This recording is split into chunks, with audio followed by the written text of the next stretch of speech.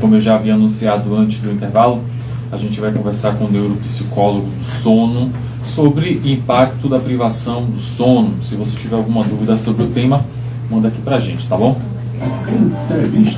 E eu recebo aqui no estúdio Anderson Pereira, que é neuropsicólogo do sono. Boa tarde, seja bem-vindo. Boa tarde, Samuel. Maravilha, satisfação estar aqui prestando esse serviço de utilidade pública, né? De poder levar informação ao público. Estou à disposição.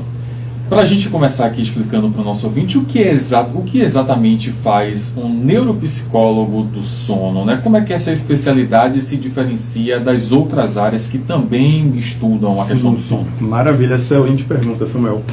Em termos práticos, assim, sinteticamente falando, a gente vai entender que o sono ele é produzido pelo nosso cérebro por meio de um grupo muito diminuto de neurônios, 50, 70 mil neurônios, chamado núcleo supraquiasmático, uma área cerebral.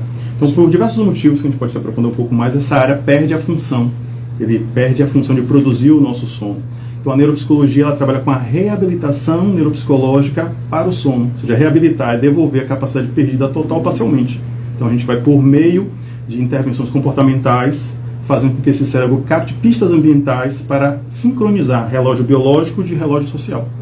Interessante. Por que o sono é considerado tão fundamental aí quanto a alimentação e o exercício físico? Aí você, aquela ideia, leu minha mente, inclusive parte do que eu estou trabalhando, um conceito que eu estou trazendo dentro em breve, que é trazer o sono como um quarto alimento. A gente tem a água, a gente não vive sem água, né? Ou seja, alguns dias o ar, que é um tempo muito reduzido que a gente vive sem ar, né? O alimento sólido, e o sono como um quarto alimento. Aí por que o sono é esse quarto alimento, né? Esse tão fundamental? Porque não existe saúde sem saúde do sono.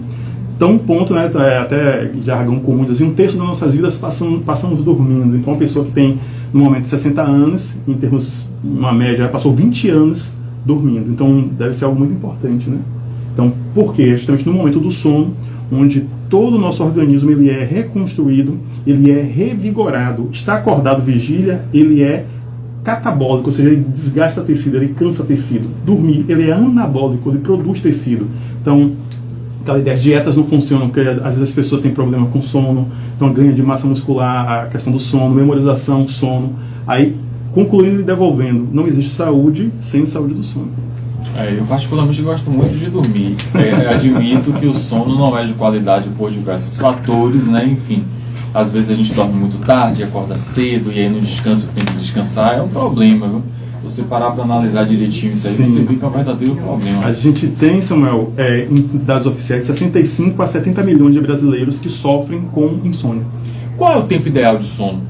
Falando da neuropsicologia do sono, né? Qual seria o tempo ideal? Aí tem a polêmica, né? Porque aquela ideia, a ciência está o tempo todo se renovando. Fala-se, a gente desde muito jovem, né? Desde muito criança, a gente ouve a ideia das 8 horas, né? Isso. 8 horas. Essa ideia das 8 horas vem muito, se a gente for fazer um contexto histórico aí de forma muito rápida, vem muito da chamada Divisão Internacional do Trabalho. É uma convenção há muito tempo criada, que era a ideia pós-revolução industrial, que era 8 horas de trabalho, 8 horas de sono, 8 horas de lazer, aquela utopia pré-industrial, pós-capitalista, digamos que assim. Mas em termos científicos, isso é um mito. Então não existe necessariamente a obrigatoriedade de 8 horas de sono. Se a gente for pensar em termos de cérebro, né, ou seja, existem 3 categorias. Os pequenos dormidores, pessoas que têm uma necessidade de 4 horas e meia, 5 horas para dormir, e já é suficiente. Tal como algumas pessoas comem um pouco menos, né? Precisa da ingesta de uma quantidade menor de alimento e já é o suficiente. Tem o mesodormidor, aquela pessoa que faz aquela média de 6 horas e meia, 7, já é o suficiente. E tem o grande dormidor. Então, existe uma predisposição genética, né? Pessoas que produzem ali 9 horas e meia, 10. Então, quando tinha uma média, digamos, uma média ponderada, convencionou-se, né, a ideia das 8 horas. Mas 8 horas é uma convenção, não é uma obrigação. Então, é uma convenção socialmente construída.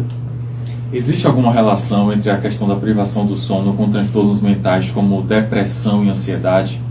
Excelente pergunta, Samuel. Existe aquela ideia, né? Correlação não é causalidade, né? A gente, quando vai estudar a parte de estatística e entender curva de Gauss e como aquilo se apresenta em termos de sociedade, uma coisa é correlação, outra coisa é a ideia da causalidade. Então, a insônia, tanto ela é sintoma de outras doenças, tal como a depressão, tal como diversas outras, como ela por si só, ela é uma doença por si mesma. com o seu CID próprio, que é o G47. Então, se você colocar aí no famoso buscador, G47 vai dar os transtornos. A classificação internacional dos transtornos do sono, ou seja, o consenso científico internacional, já catalogou mais de 50, mais de 60, mais de 70, mais de 80 tipos de insônia. Então, insônia não é essa coisa simplesinha de que eu vou tomar um chá, vou tomar uma cápsula de melatonina e vai resolver. Então, conclusão, né, e te devolvendo, ela por si só tem seus sintomas e a sua terapêutica específica. Então, assim, existem transtornos psiquiátricos que de fato vão gerar insônia, depressão, estresse, transtorno bipolar, ou seja, todo o psiquismo, ou seja, a psicodinâmica interfere em áreas cerebrais. Por exemplo, pessoas que têm ansiedade, e aí a ansiedade a gente não está falando daquela ansiedade, não sei como se fala, mas a pessoa está apreensiva com uma notícia boa, estou ansioso, a pessoa está apreensiva, mas existe a ansiedade enquanto patologia. Então a gente está falando de TAG, né, transtorno de ansiedade generalizada. Então ela vai ativar áreas cerebrais de pensamento futuro, de pensamento anterior, que ela é antagonista, né, incompatível com a ideia do sono. Muita área córtex pré-frontal, a ideia de planejamento, de planejar, de ficar. Então, são áreas que elas se excluem, né? Então, gera uma desfuncionalidade nesse cérebro que precisa mudar de frequência, sair da vigília e entrar para o sono, que é a hipnagogia. Perfeito. Você que sintonizou agora aqui na Rádio Câmara Salvador, estamos conversando aqui no estúdio com Anderson Pereira, ele é neuropsicólogo do sono, estamos falando do impacto, né, da privação do sono. Se você tiver alguma pergunta, manda aqui pra gente no 993-81-0099. Anderson, como é que qual é o momento em que a gente deve procurar um neuropsicólogo para poder tratar dessa questão da privação do sono, né? Ou seja, tem gente que quando fala assim, eu não consigo dormir, eu tenho dificuldade para dormir, a pessoa pensa logo no remédio. Sim. A primeira ideia que vem à mente é eu preciso tomar um remédio para poder dormir. Outras pessoas ainda fazem ali aquela preferência ali por um chá, né, que pode ajudar e tal. Mas qual é exatamente o momento em que a pessoa que está com esse problema aí de privação de sono daí fala assim, olha, eu vou procurar um neuropsicólogo do sono para poder me ajudar a resolver isso? Vamos lembrar do poeta, né? Quando assim, alguma coisa está fora da ordem. Quando a gente percebe que alguma coisa está fora da ordem, e o que é esse fora da ordem? A insônia está categorizada como uma perturbação do sono, que ela tem uma frequência maior que 2 vezes por semana, 2, 3 vezes, e que perdure entre 2 a 3 meses. Então já está um sinal de alerta para uma insônia aguda. O que é uma insônia aguda? Uma insônia pontual. A gente pode fazer intervenção e dirimir aquilo de forma menos complexa. Não se resolvendo, ela se cronifica. Então, a partir do momento que eu entendo que já está uma frequência de 2 a 3 vezes por semana e que durou ali, eu já tenho ali uma insônia que deve ser tratada, que é diferente, Samuel, de alguns momentos da vida que a gente tem perturbações do sono, tem uma fase, é natural ter. Então, assim, uma leve perturbação do sono não se caracteriza como insônia, para a gente também não ter uma visão de, né, se autossugestionar, digamos que assim. Então, a partir disso, a gente começa a perceber se tenho acordado irritado, tenho acordado com a sensação de que não estou dormindo, ou seja, o sono para mim não foi revigorante, ele não foi restaurador. Eu sempre comento, ele restaura suas forças e devolve o seu vigor cognitivo. As funções executivas cerebrais, que é planejamento, execução, memória, todas são calibradas e alicerçadas na parte do sono longo, né? A gente fala muito do sono REM, né? O sono REM é o famoso, mas fala-se muito pouco do sono sol.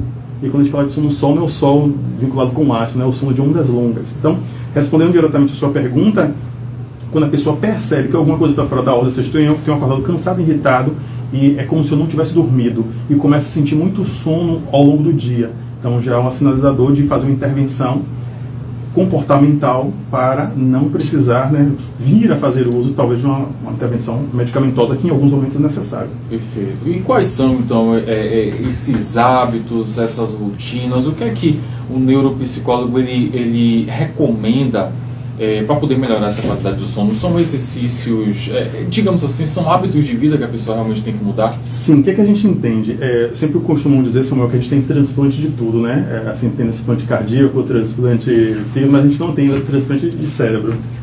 E ele é o nosso órgão magno, digamos. Sim. Então, o nosso sono é produzido pelo nosso cérebro. Ele está o tempo todo captando tudo e qualquer coisa do nosso funcionamento orgânico, desde regulando pressão arterial, desde percebendo como é que está o ambiente, temperatura, pressão, tudo. Ou seja, Esse cérebro, ele, por diversos motivos, que talvez não dê tempo para a gente entrar aqui, ele perdeu a sincronia entre relógio biológico e relógio social. Então, a insônia se caracteriza por essa assincronia, esse desajuste. Então, socialmente é 3 da manhã, ou seja, a hora de estar dormindo, normalmente. Só que biologicamente está se marcando 10 da manhã. Então é para estar acordado. Então, essa assincronia. O que é que a gente faz em termos práticos? A gente vai sincronizar para que esse cérebro perceba pistas ambientais que sincronize ele com o relógio social. Tal como, aí exemplo prático, né? Existe uma estrutura no nosso intestino, um sistema nervoso próprio, que eu chamo de sistema nervoso entérico. Ele tem vínculo direto com o nosso ciclo circadiano. Então, regularidade nas refeições tem impacto direto com sinalizar para o nosso cérebro se é um ato mais de vigília ou de repouso. Porque na nossa história da espécie humana, e aí quando a gente fala história da espécie humana, está remontando à etologia com T, não é C de ecologia, eto, que é o estudo da espécie. Então existe memória etológica de quando existe alimento no tubo digestivo, né, no intestino, ele é dia porque está se caçando. Então a ideia de que quando eu não tenho um alimento, sinalizou-se que é hora de repouso. Então são diversas formas, tipo a temperatura, luz, a nossa famosa cafeína. Então a cafeína ela é da família das xantinas, então ela é um neuroestimulante. Então como eu quero estimular uma área cerebral, um órgão chamado cérebro, que depois eu quero que ele coloque em repouso. Então as pessoas podem dizer, não, mas eu tomei essa cafeína de manhã, 8 da manhã.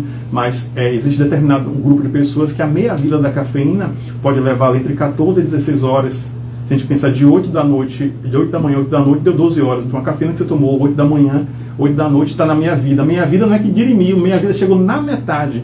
Então assim, a gente poderia ficar aqui horas a fio, Samuel, dizendo motivos, razões, circunstâncias pelas quais os nossos comportamentos desregulam o nosso cérebro. O nome disso, conduta autolesiva. Não, interessante é que você falava, eu lembro, né, que lá em casa tem um livro que eu comecei a ler, está pela metade, não lembro o nome dele, quem é o autor, mas fala justamente sobre alguns desses pontos que você pontuou. A questão do horário da alimentação, a questão da iluminação do ambiente, né? Se a gente fosse... às vezes as pessoas em casa gostam de luz branca, tudo é muito branco. Só que na hora de dormir, terrível. O corpo pede uma luz diferente. Então a luz do quarto um pouco mais amarelada, um pouco mais... um ambiente um pouco mais escuro. São diversos fatores que... Excelente, Samuel. A ideia da luz amarelada é porque tem um vínculo ancestral, etológico, biológico, da cor da frequência da fogueira, quando nossos ancestrais dormiam próximo da fogueira. Então, ou seja, mesmo que não se apaga as luzes, né, a estimulação neuroquímica perdura. Sabe aquela ideia quando a gente começa a estar ouvindo tanto barulho que mesmo quando, por exemplo, está aqui em Salvador, Bahia, né, passou-se um trio elétrico, digamos que assim, mesmo depois do trio passado, a gente continua com aquele zunido no ouvido? Sim. Você retirou o estímulo da fonte sonora, mas a experiência sensória permanece, assim o equivalente com a luz. Mesmo se apagando as luzes, como aquele nervo óptico ficou exposto a uma radiação ampla, luminária, né, luminosa, aqueles efeitos ainda ficam na parte neuroquímica. Existe uma substância chamada melanopsina, que é produzida pela nossa retina, que é um marcador neuroquímico de presença ou ausência de luminosidade. Então, ou seja, a neuropsicologia do sono é algo vasto, então não é um chá, não é uma cápsula de melatonina que vai se resolver. Exatamente. Só para poder a gente reforçar também, inclusive ele pontuou isso comigo aqui antes da gente começar o programa, essa questão de neuropsicologia do sono é um assunto que envolve diversos estudos científicos, tá? Não é algo assim que inventaram assim de ontem para hoje e colocaram em prática, não. Isso demanda muitos estudos, muitas pesquisas. Se você tiver alguma dúvida sobre o tema, manda aqui pra gente. Eu queria citar uma turma que costuma trabalhar de madrugada. Sim. Que é o pessoal que trabalha em aeroporto, o pessoal que trabalha com festa, com eventos. Saúde. Essa turma, saúde. Essa turma leva a madrugada adentro. Às vezes pega um plantão 7 da noite, vai até o outro dia de manhã. Dá para ter uma qualidade de sono, esse pessoal? A resposta sendo diretamente em letras garrafais, né, já que está na dinâmica jornalística, né, é um sonoro não. Não existe isso. A agressão cerebral ela é inconteste. Só que aquela ideia, né? Existem setores da sociedade que precisa funcionar. Então aquela ideia, a condição que nós nos encontramos. Então, o que é que a gente faz? quando o mal-estar é inevitável, uma ordem não é possível e o caos é tudo o que temos. A gente trabalha com a ideia de redução de danos. Então, dentro do protocolo da psicologia da redução de danos, vai se reduzir os danos. Então, o que é que geralmente as pessoas fazem? Ao sair dos plantões, ou seja, tanto essa, fazendo só um parêntese, que é comum a pessoa trabalhar à noite, ela tem um dia de folga no outro dia, 2 dias, ou seja, tem uma escala diferente, isso, né? E por que isso acontece? É de função social que demonstra a gravidade e o impacto que a pessoa tem. Então, aquela ideia, né? Existe ali um impacto, tem a insalubridade, adicional noturno, quando a pessoa trabalha à noite, ou seja, tudo é uma forma de uma compensação. Então, se há uma compensação de função social monetária, o que existe já foi registrado ali um dano, né? Então, o que a pessoa faz? Vai buscar, ao chegar em casa, criar um simulacro de um ambiente noturno, né? Então, fecha essas cortinas, apaga essas luzes, faz um ambiente. Só que é só você chegar para uma pessoa e perguntar: o sono é a mesma coisa? E a pessoa vai dizer: rapaz, eu durmo, mas não é a mesma coisa não. Então, assim, vai se fazer, porque a pessoa vai fazer como? Ou seja, é a atividade profissional que a pessoa tem, né? Então, ou seja, é bem aquela ideia, né? Vivemos no tempo da produtividade, tudo pela produtividade, mas isso tem um preço que se paga. Então, concluindo e devolvendo, existem danos cerebrais que é causado por justamente essa privação de sono forçada. E lembrando, e concluindo, que o trabalho por si só, ele exige, não é só estar em vigília, é estar em vigília em alerta. Então imagina como não é um policial que tem que estar em vigília em alerta, uma pessoa que está num plantão de saúde, pessoal, medicina, enfermagem, toda a área de saúde em vigília em alerta, segurança em vigília em alerta. Ou seja, não é só estar acordado, é estar acordado em vigília em alerta. Então isso causa uma exaustão cognitiva, onde em algum momento ali, quando você vai pegar toda a parte de declínio cognitivo, há um preço que se paga: perda de memória, a ideia de perda de produtividade. O sono é um regulador do humor. Então, inclusive, pode ser um fator de risco para ativar outras predisposições genéticas de distúrbios psíquicos que a pessoa não teria se não tivesse nessa agressão. Toda vez, Samuel, que se falar em privação de sono, sempre bote o igual à agressão. Então, não existe saúde sem saúde do sono. A tal ponto, e concluindo, que privação do sono é usado como um instrumento de tortura. Quando você vai torturar nos meios aí, quando você vai pegar a história, os escritos históricos, né? Ou seja, o som alto, a agressão física, e também a privação de sono é um instrumento de tortura. Gente, é assunto aqui que a gente poderia ficar aqui um tempão conversando. É interessante, viu? Muita gente não dá atenção. Hoje em dia a gente tem tanta coisa que tira o sono da gente, né? A gente tem som alto, a gente tem telas, às vezes as pessoas, em vez de ir dormir, colocam a série na televisão dentro do quarto. É toda uma perturbação que a gente tem hoje em dia. Se a gente parasse para analisar melhor, a gente tinha cuidado com o sono. Eu costumo dizer, Samuel, que tudo conspira para a insônia no mundo pós-moderno, moderno atualmente. A comparação, parêntese rápida, como os profissionais de saúde que atuam com dermatologia. O que é que dizem? Todo sol que você toma é cumulativo. Não tem isso? Ou seja, eu conheço casos de pessoas que começaram a apresentar situações na pele, já com uma outra idade, e ao questionar o profissional, eles disseram: não, foi sol acumulado há 10, 15, 20 anos atrás. Ou seja, a gente acha que não, já não estou tomando mais sol, não tem mais nenhuma consequência, né? Assim é um paralelo com o som. Massa. Anderson, você está preparando um livro, né? Exatamente. Volta em breve para conversar sobre o tema. Maravilha, já recebi um convite. Massa. Aí, né? Fica aí o convite já, assim que tiver com o livro já prontinho aí, pode com certeza fazer contato aqui com o nosso Maravilha, Samuel. Conversei com o Anderson Pereira, que é neuropsicólogo do sono, veio falar do impacto da privação do sono. Muito obrigado, viu? Volte sempre. Maravilha, agradeço a todos os presentes ouvintes que estão aí. Muito obrigado pelo acolhimento, pela cordialidade. Ficamos por aqui. Olha só, o médico geneticista Dr. Samuel Ulisses Chaves foi entrevistado por Câmara Vieira hoje pela manhã no Café Duplo, e a conversa foi sobre ataxias hereditárias. Se você não conhece o tema, bora conferir o que foi que ele disse sobre o assunto. Samuel, o nome dele, né? É. Ah, eu Samuel não ouvi direito, mas eu agora Samuel aí, ó, Mateus. era de 12 a 15 minutos, a gente fez 19. E aí, Gil? Massa, o assunto é massa, maravilha. Pena que o tempo é curto. Muito obrigado. Beleza, Muito obrigado. Eu falei com o Joel, aí ele falou, ó, a gente vai dando mais sugestões, aí só a gente conversar ali na época de falta. Não, isso daí. E passa rápido. E passa rápido. O programa Fala Doutor. Isso, vai ao ar, né? Sugira as pautas aí que o assunto é interessantíssimo. Quando a gente vai pensar nos tempos atuais, então. nas ataques como você